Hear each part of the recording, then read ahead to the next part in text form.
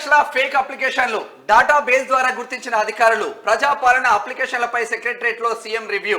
5 గ్యారంటీలపై cabinet sub committee భేటీ అభయహస్తం దరఖాస్తులు పునః పరిశీలించాలి మంత్రులు ఉన్నతాధికారుల సమీక్షలో సీఎం రేవంత్ మరో 2 గ్యారంటీల అమలుకు సన్నాహాలు